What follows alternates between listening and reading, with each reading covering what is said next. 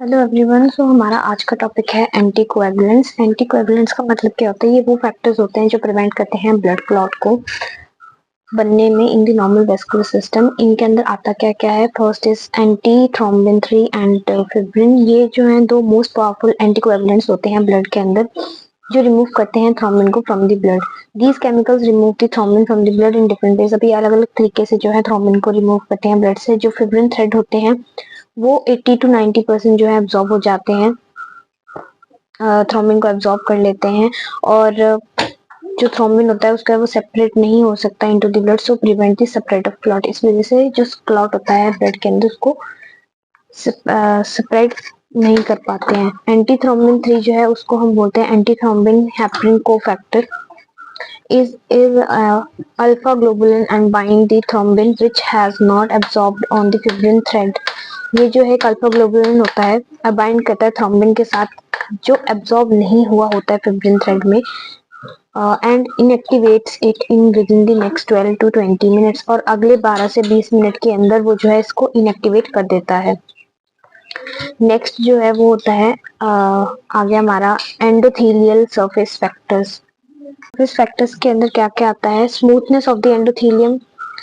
जो एंडोथेलियम होगी वो स्मूथ हो जाएगी। उसकी वजह से क्या होगा कि एक्टिवेशन जो होगी इंट्रिंसिक सिस्टम, क्लॉटिंग सिस्टम की, उसके कांटेक्ट में नहीं आने देगा वो। ग्लाइकोकाइलिक्स जो होती है एक लेयर होती है म्यूकोपॉलीसैकेराइड्स की, एब्जॉर्ब होती है on the inner side of endothelial cells. ये रिपेल करती है क्लॉटिंग फैक्टर्स को और प्लेटलेट्स को। Third one is thrombomodulin. ये भी एक एंडोथेलियल होता है, सेल बाउंड प्रोटीन है जो सिर्फ थ्रोम्बिन के साथ बाइंड नहीं करता है वो स्लो डाउन करने के लिए, बट एक्टिवेट भी कर देता है प्लाज्मा सी प्रोटीन को, जो इनएक्टिवेट कर देता है फैक्टर्स को। कौन कौन से factors? Factor number 5 and factor number 8, ताकि जो क्लॉटिंग का प्रोसेस है वो स्लो हो जाए। अल्फा मैक्रोग्लोबुलिन, ये जो है ग्लोबुलिन प्रोटीन मॉलिक्यूल होता है जो एक्सेलरेट नहीं होता है बाय द हेपरिन। ये बाइंड करता है कोएगुलेशन फैक्टर्स के साथ और प्रिवेंट करता है प्रोटियोलिटिक एक्शंस को। D is heparin. हेपरिन जो होता है एक नेगेटिवली चार्ज्ड है हेट्रोपॉलीसैकेराइड होता है जो सिंथेसाइज होता है by the basophil cells of the blood. Mast cells भी होते हैं कनेक्टिव टिश्यूज के, लिवर सेल्स भी होंगे। ये इंक्रीज कर देता है activity of anti thrombin 3 by 100 to 1000 folds which inactivates the thrombin so prevent the conversion of fibrinogen to fibrin। अब इसमें थाउजेंड्स ऑफ ऐसे ऐसे करके फोल्ड्स होंगे जिसकी वजह से इनएक्टिवेट कर देगा ये थ्रोम्बिन को, जो आगे जाके प्रिवेंट कर देगा conversion of fibrinogen into fibrin. Heparin anti thrombin 3 जो होता है वो एक कॉम्प्लेक्स होता है जो इनएक्टिवेट कर देता है कोएगुलेशन फैक्टर्स को, फैक्टर नंबर 9, 10, 11 एंड 12 को। ये जो है काफी वाइडली यूज्ड होता है in the medical practice to prevent the intervascular blood clotting. Blood के अंदर की जो क्लॉटिंग होती है उसको प्रिवेंट करने के काम आता है। हेपरिन इंजेक्शंस जो होते हैं 0.5 to 1 mg के पर kilogram of the body weight, वो डिले कर देते हैं ब्लड क्लॉटिंग को from a normal period of about 6 to 30 minutes, या फिर उससे ज्यादा का टाइम भी हो सकता है। अब ये जो एक्शन होता है हेपरिन का, ये लास्ट करता है फॉर अबाउट 3 to 4 आवर्स।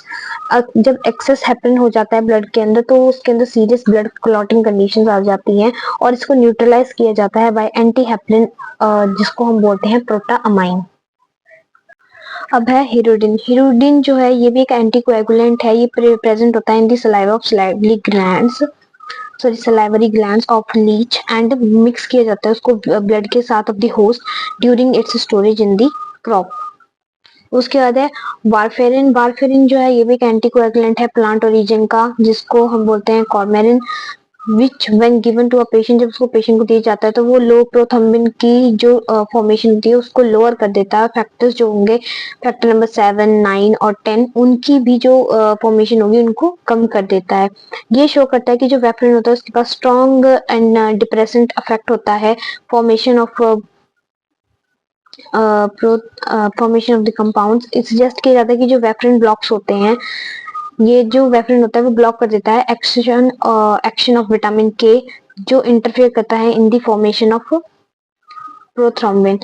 ऐसा रिपोर्ट किया गया है कि जो वेफरिन एडमिनिस्ट्रेशन होते हैं, अगर वेफरिन लिए जाते हैं तो वो डिक्रीज कर देता है कोएगुलेशन प्रॉपर्टी को हमारे ब्लड के अंदर, 50% कम कर देगा जो नॉर्मल क्लॉटिंग हमारी ब्लड में होती है। मान लो अपना जो हमारा ब्लड है वहां पे 100% क्लॉटिंग के चांसेस होंगे कि हाँ जब हमें कहीं चोट लगेगी तो वहां पे क्लॉट्स बन जाएंगे, लेकिन 50 अगर हम वेफरिन की एडमिनिस्ट्रेशन अपने अंदर करवाएंगे तो उसकी वजह से 50% जो है वो चांसेस रिड्यूस हो जाते हैं, क्योंकि वो थोड़ा स्लो डाउन हो जाएगा process by the end of 12 hours. Warfarin जो है वो पॉपुलर एक ओरल एंटीकोएगुलेंट होता है जो क्लिनिकल्स यूज करते हैं। Sodium oxalate, sodium citrate and ethyne diamine tetras acetic acid, ये जो है इनको एंटीकोएगुलेंट्स की तरह यूज किया जाता है ब्लड बैंक्स के अंदर। क्यों? क्योंकि इनके अंदर जो है कैल्शियम प्रेजेंट होता है, ये डिक्रीज कर देता है iron calcium below the threshold level से इनको नीचे कर देता है जो ब्लड क्लॉटिंग के लिए रिक्वायर्ड होते हैं। सो एंटीकोएगुलेशन जो है वो ब्लॉक हो जाती है। क्यों? क्योंकि ये जो कंपाउंड्स होते हैं ये बाइंड कर देते हैं मेटालिक आयंस को, और इन्हीं को हम बोल देते हैं चिलेटिंग एजेंट्स, और ये जो है यूज किए जाते हैं एज एंटीकोएगुलेंट्स इन विट्रो, जैसे कि एग्जांपल सिट्रेट्स यूज किए जाते हैं इन ब्लड बैंकिंग। अब है चिलिंग ऑफ द ब्लड। ये भी जो है डिले कर देता है ब्लड क्लॉटिंग को, एज ये लोअर कर देता है एक्टिविटी ऑफ एंजाइम्स को ड्यूरिंग द ब्लड क्लॉटिंग।